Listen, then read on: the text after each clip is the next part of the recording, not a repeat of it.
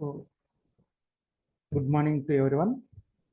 So ఈరోజు general science physics సాధన ప్రశ్నలు సంబంధించి మనం డిస్కస్ చేస్తున్నాము. ఈ యొక్క బిట్స్ మనకి టెట్కి, డిఎస్కి, గ్రూప్కి, ఏకలవ్య మోడల్ స్కూల్స్కి, కేంద్రీయ నవోదయ విద్యాలయం, పోలీస్ జాబ్స్కి మొదలగు కాంపిటేటివ్ పోటీ పరీక్షలకి చాలా ఉపయోగకరంగా ఉంటుంది. సో ఈ జనరల్ సైన్స్ ఫిజిక్స్ అన్నమాట. సో మనకి ఫస్ట్ క్వశ్చన్ చూసినట్టయితే, నీరు మరిగేటప్పుడు దాని ఉష్ణోగ్రత ఏ పెరగడం మొదలవుతుంది, బి తగ్గడం మొదలవుతుంది, స్థిరంగా ఉంటుంది, డి మారుతూ ఉంటుంది. సో కరెక్ట్ ఆప్షన్ వచ్చేసి మనకి ఇక్కడ సి. నీరు మరిగేటప్పుడు దాని యొక్క ఉష్ణోగ్రత ఎప్పుడు కూడా స్థిరంగా ఉంటుంది. సో అదేవిధంగా సెకండ్ క్వశ్చన్ తీసుకున్నప్పుడు,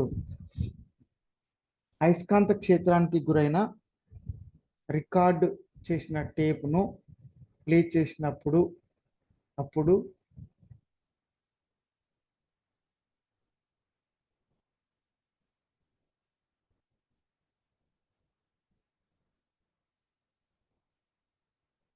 ఏ పునరుత్పత్తి అద్భుతంగా ఉంటుంది, రికార్డ్ చేసిన సమాచారం పోతుంది, అధిక పౌనఃపున్యం గల ధ్వని మాత్రమే పునరుత్పత్తి అవుతుంది, అల్ప పౌనఃపున్యం గల ధ్వని మాత్రమే పునరుత్పత్తి అవుతుంది. సో ఎప్పుడైతే మనము అయస్కాంత క్షేత్రానికి గురైనటువంటి రికార్డ్ చేసిన టేప్ను ప్లే చేసినప్పుడు అప్పుడు రికార్డు చేసినటువంటి సమాచారం పోతుంది. సో ఇది కరెక్ట్ ఆప్షన్, సెకండ్ సంబంధించినటువంటిది. సో అదేవిధంగా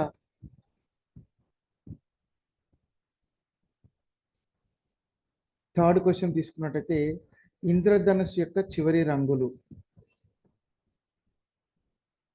సో రెయిన్బో యొక్క కలర్స్ మనం ఏ ఊదా మరియు ఎరుపు, బి ఊదా మరియు ఆకుపచ్చ, సి ఎరుపు మరియు ఆకుపచ్చ, డి ఎరుపు మరియు నీలం. సో మనకి చివరి రంగులు, ఇంద్రధనుస్సు యొక్క చివరి రంగులు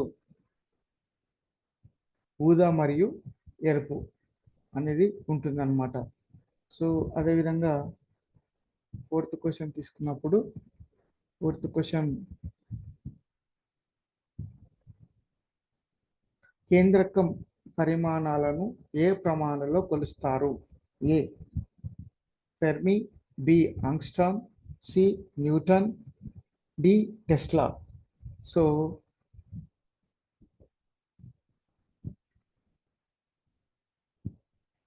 ఏ fermi, angstrom, newton. So A is the right answer, ఫెర్మిలలో కొలుస్తారు. సో అదేవిధంగా ఫిఫ్త్ క్వశ్చన్ తీసుకున్నప్పుడు, ప్లాంక్ స్థిరాంకం యొక్క ఎస్ఐ ప్రమాణం ఏమిటి? ఏ వాట్ సెకండ్, బి వాట్ ప్రతి సెకండ్, జౌల్ సెకండ్, జౌల్ ప్రతి సెకండ్. సో దీనికి ఆన్సర్ వచ్చేసి జౌల్ సెకండ్గా ఉంటుంది. సో ఇది సిక్స్త్ క్వశ్చన్కి సంబంధించినట్లయితే మనకు సిక్స్త్ క్వశ్చన్, ఒక కారు తన ప్రయాణంలో సగభాగాన్ని గంటకు 30 కిలోమీటర్ల వేగంతో, మిగిలిన సగభాగాన్ని గంటకు 60 కిలోమీటర్ల వేగంతో ప్రయాణించింది. మొత్తం ప్రయాణంలో కారు సగటు వేగం ఎంత? ఏ గంటకు 40 కిలోమీటర్లు, బి గంటకు 45 కిలోమీటర్లు, సి గంటకు 55 కిలోమీటర్లు, డి గంటకు 30 కిలోమీటర్లు. సో గంటకు 40 మీటర్ల వేగం అనేది ఉంటుంది. అదేవిధంగా సెవెంత్ క్వశ్చన్, ఒక వస్తువు యొక్క రేఖీయ ద్రవ్యవేగం 20% పెరిగితే గతిశక్తిలో కలిగే పెరుగుదల శాతం ఎంత? A 36, B 44, C 52, D 60. So B 44. Eighth question తీసుకున్నప్పుడు మనకి రాకెట్ ఏ సంరక్షణ సూత్రం ఆధారంగా పనిచేస్తుంది? రాకెట్ ఏ సూత్రం ఆధారంగా పనిచేస్తుంది? ఏ ద్రవ్యరాశి, బి శక్తి, సి రేఖీయ ద్రవ్యవేగం, డి కోణీయ ద్రవ్యవేగము. సో రేఖీయ ద్రవ్యవేగం యొక్క సూత్రంతో ఇది పనిచేస్తుంది.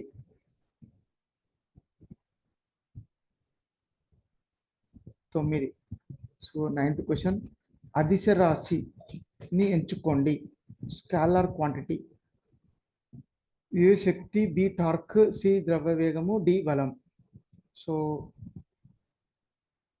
Energy is the right answer. 10th one, rifle నుండి బుల్లెట్ పేల్చినప్పుడు ఆ రైఫిల్ వెనుకకు నెట్టబడుతుంది.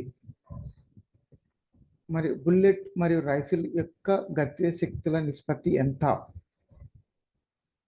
సో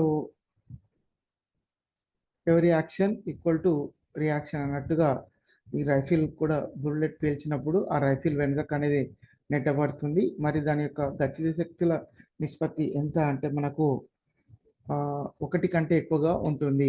1 కంటే ఎక్కువగా ఉంటుంది. అదేవిధంగా 11th క్వశ్చన్ తీసుకున్నప్పుడు ఒక ఉపగ్రహం భూమి చుట్టూ స్థిరమైన వృత్తాకార కక్షలో తిరుగుతుంది.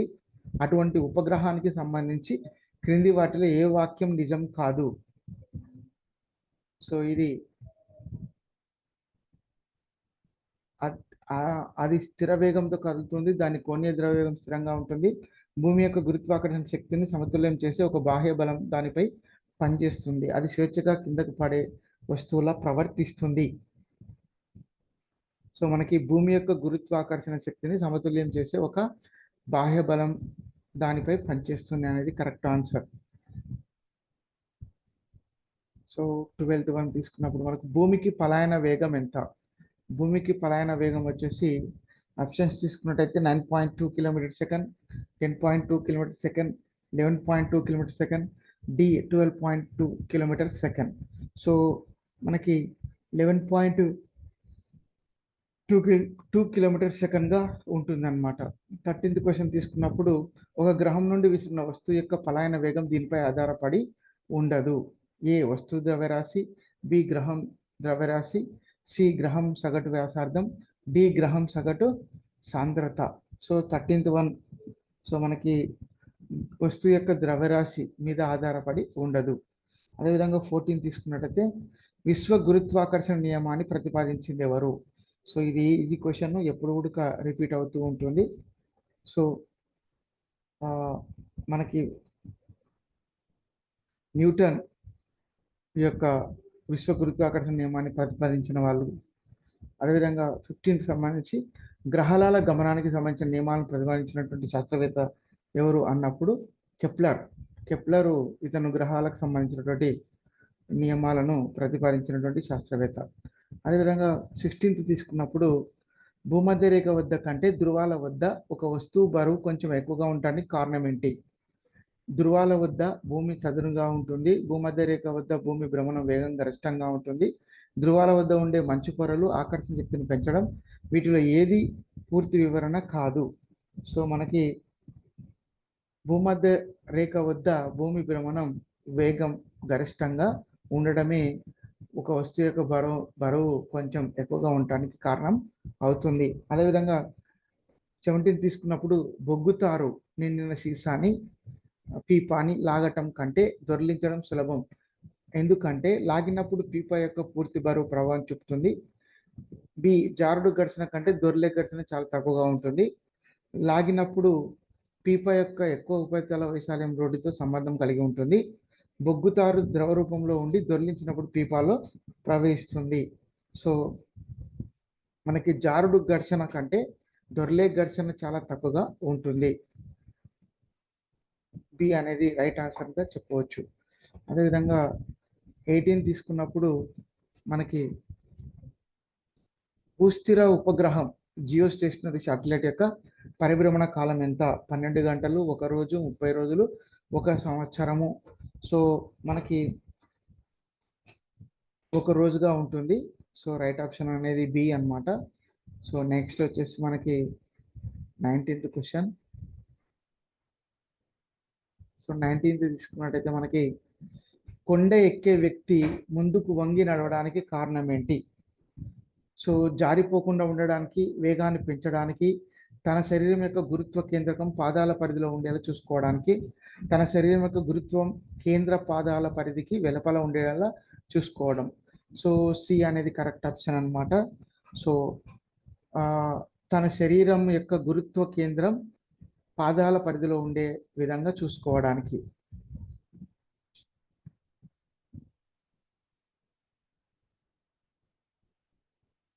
అదేవిధంగా 20 నది నుండి సముద్రంలోకి ప్రవేశించినప్పుడు ఓడ కొంచెం పైకి లేస్తుంది ఎందుకంటే ఏ నది జలం సాంద్రత కంటే సముద్రపు నీటి సాంద్రత తక్కువగా ఉంటుంది, నది కంటే సముద్రం లోతుగా ఉంటుంది, నది కంటే సముద్రంలో ఎక్కువ నీరు ఉంటుంది, నది జలం కంటే సముద్రపు నీరు ఎక్కువ సాంద్రత కలిగి ఉండి ఓడపై ఎక్కువ ఊర్ధ్వ బలాన్ని ప్రయోగిస్తుంది. సో నది జలం కంటే సముద్రపు నీరు ఎక్కువ సాంద్రతను కలిగి ఉండడం వలన ఓడపై ఎక్కువ ఊర్ధ్వ బలాన్ని ప్రయోగిస్తుంది అనేటువంటి ఆప్షన్ కరెక్ట్ అన్నమాట. 21 ఒక సరళ లోలకం పొడవును 44% పెంచితే దాని డోలన కాలం ఎంత పెరుగుతుంది? 50, 20, 44, 30. సో 20% అనేది పెరగడం అనేది జరుగుతుంది. సో వాయువులో ధ్వని వేగం దేనిపై ఆధారపడి ఉంటుంది? ధ్వని జనకం యొక్క కంపన పరిమితి మరియు పౌనఃపున్యం. బి వాయు సాంద్రత మరియు స్థితిస్థాపకత. సి వాయుపీడనం మరియు ఘన పరిమాణం. పై అంశాలన్నీ. సో 22 వచ్చేసి మనకి ఇక్కడ వాయు సాంద్రత మరియు స్థితిస్థాపకత వల్ల ధ్వని వేగం అనేటువంటిది వాయువులో ఆధారపడి ఉంటుంది.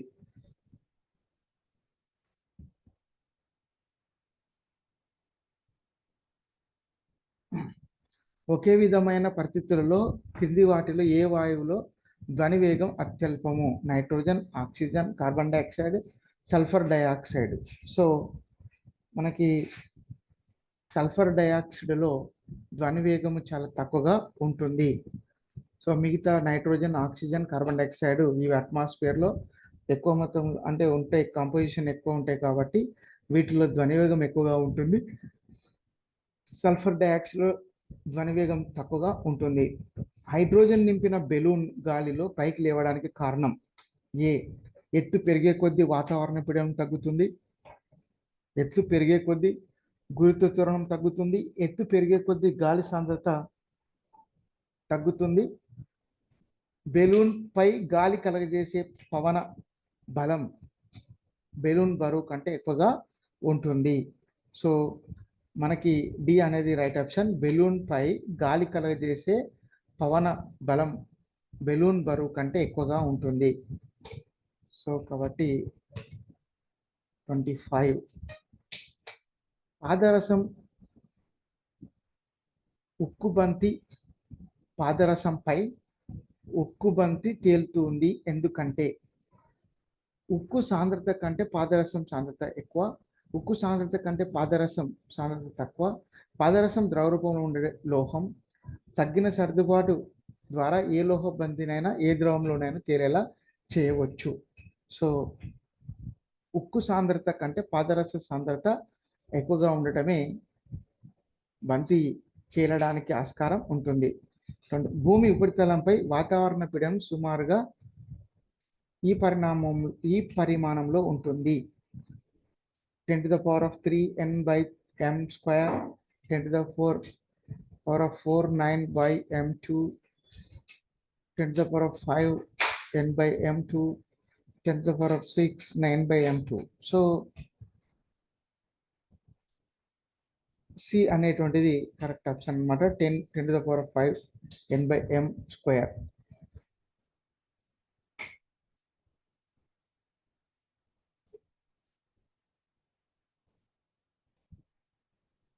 సో 27 తీసుకున్నప్పుడు ఒక వస్తువును భూమి నుండి చంద్రునిపైకి తీసుకెళ్తే దాని యొక్క ద్రవ్యరాశి మారుతుంది కానీ బరువు అలాగే ఉంటుంది. దాని ద్రవ్యరాశి మరియు బరువు రెండు మారుతాయి. దాని ద్రవ్యరాశి అలాగే ఉంటుంది కానీ బరువు మారుతూ ఉంది. డి దాని ద్రవ్యరాశి మరియు బరువు మారవు. సో సి అనేటువంటిది రైట్ ఆప్షన్. దాని ద్రవ్యరాశి అలాగనే ఉంటుంది కానీ బరువు అనేటువంటిది మారుతూ ఉంది. అదేవిధంగా 28 క్వశ్చన్ తీసుకున్నప్పుడు ఆక్సిడైజింగ్ ఏజెంట్ అంటే ఆక్సీకరణ కారకం యొక్క సరైన నిర్వచనం. ఆక్సిడేషన్ అనగానే addition of oxygen and removal of electron protons అని ఉంటుంది. సో ఇక్కడ మనము ఆక్సీకరణ కారకం యొక్క సరైన నిర్వచనం వచ్చేసి ఎలక్ట్రాన్ దాత, ఎలక్ట్రాన్ గ్రాహకం, ప్రోటాన్ దాత, ప్రోటాన్ గ్రాహకం. Addition of electron, oxidation, addition of oxygen. So okay 28 ఆక్సీకరణ కారకం. సో ఇది ఎలక్ట్రాన్ గ్రాహకం. 29 వచ్చేసి బ్లీచింగ్ పౌడర్లోని క్రియాశీల పదార్థం calcium carbonate, B calcium hypochlorite, calcium hydroxide, calcium chloride. So మనకి కాల్షియం హైపోక్లోరైట్ అనేటువంటిది బ్లీచింగ్ పౌడర్ యొక్క కెమికల్ యాక్టివ్ సబ్స్టాన్స్ అన్నమాట. బ్లీచింగ్ పౌడర్లో ఉండే యాక్టివ్ సబ్స్టాన్స్ వచ్చేసి calcium hypochlorite. Calcium hypochlorite.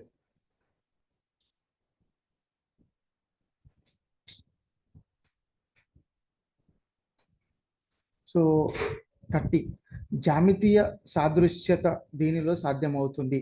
Pentane, propane, butane, ethane. బ్యూటేన్లో జియోమెట్రికల్ ఐసోమెరిజం సాధ్యమవుతుంది అన్నమాట, పాసిబుల్ అవుతుంది. 31 తీసుకున్నప్పుడు గడ్డగట్టిన సరస్సులో చేపలు జీవించగలవు ఎందుకు? ఎందుకు? అది ఉష్ణవాహకము, చేప ఉష్ణరక్త జంతువు, చేపలు మంచులో శీతాకాల నిద్రావస్థలో ఉంటాయి, అడుగు భాగంలో ఉన్న నీరు గడ్డ కట్టదు.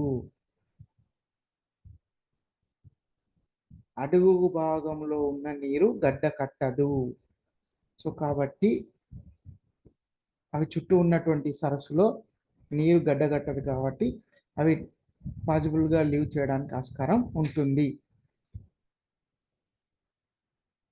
ఒక నిర్దిష్ట దూరం దాటిన తర్వాత సాధారణ టెలివిజన్ సంకేతాలు సిగ్నల్స్ స్వీకరించకపోవడానికి కారణం ఏమిటి? సిగ్నల్స్ బలహీనంగా ఉండడం, వీక్ యాంటీనా ఉండడం, భూమి యొక్క వక్రత, గాలిలో సంకేతం శోషించబడడం. సో మనకి భూమి యొక్క వక్రత, the curvature of earth, the curvature of earth. 33 మంచు యొక్క క్రమ షడ్భుజాకార స్ఫటిక జాలకం దేని ద్వారా ఏర్పడుతుంది అంటే మనకి హైడ్రోజన్ బాండ్స్ అనేటువంటివి ఉంటాయి కాబట్టి వాటర్లో. సో కాబట్టి వీటి ద్వారానే మనకు షడ్భుజాకార స్ఫటిక జాలకం అనేది ఏర్పడుతుంది. 34 సమాన ద్రవ్యరాశులు కలిగినటువంటి CH4 మరియు O2 మిశ్రమంలో O2 యొక్క మోల్ భిన్నం వచ్చేసి మనకి ఇక్కడ A 1/2, B 1/4, C 1/3, D 2/3. So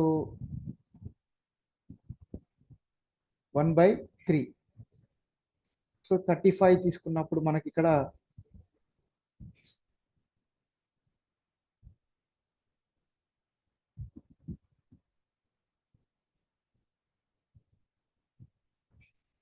ethyl estate యొక్క జల విశ్లేషణ అనేది ఏ చర్య? మొదటి క్రమం, రెండవ క్రమం, మూడవ క్రమం, 0 క్రమం. రెండవ క్రమం రైట్ ఆప్షన్. చంద్రుని ఉపరితలంపై ఉన్న తన సహచరుడి మాటను హోమియోగామి వినలేడు ఎందుకు?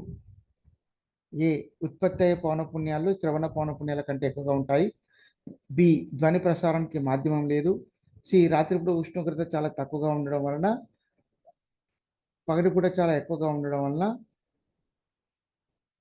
డి చంద్రుని ఉపరితలంపై చాలా ఎక్కువగా బిలాలు ఉండడం వలన. సో మనకి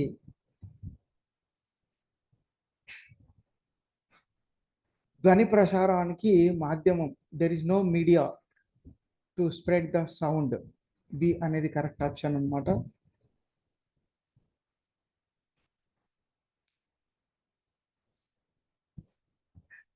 ఒక సంగీత వాద్యానికి జత చేయబడిన ఎయిర్ బోర్ దేన్ని పెంచుతుంది అంటే ధ్వని యొక్క పిచ్చు, ధ్వని యొక్క తీవ్రత, ధ్వని యొక్క నాణ్యత, ధ్వని యొక్క కీచుదనం. సో ధ్వని యొక్క తీవ్రత. ద్రావణంలో కలిసి ఉండలేని సమ్మేళనాల జత ఏది? ద్రావణంలో sodium hypochlorite, NaOH, NaOH, Na3CO3, NaOH, NaHCO3, మరియు NaCl. సో NaHCO3 మరియు NaOH is the right option. 39 isocyanide పరీక్షను గుర్తించడానికి ఉపయోగిస్తారు? ప్రైమరీ ఆల్కహాల్, ప్రైమరీ అమైన్లు, సెకండరీ అమైన్లు, సెకండరీ ఆల్కహాల్లు. సో ప్రైమరీ అమైన్లు అనేది రైట్ ఆప్షన్ అన్నమాట. 40 భూమి యొక్క అయస్కాంత క్షేత్రం ఎక్కడ తప్ప ఎల్లప్పుడూ క్షితిజ సమాంతరంగా భాగాన్ని కలిగి ఉంటుంది? ఏ భూమధ్య రేఖ, బి అయస్కాంత ధ్రువం, సి 60 డిగ్రీల అక్షాంశం, డి 45 డిగ్రీల అక్షాంశం. సో అయస్కాంత ధ్రువం దగ్గర క్షితిజ సమాంతరంగ భాగాన్ని కలిగి ఉంటుంది.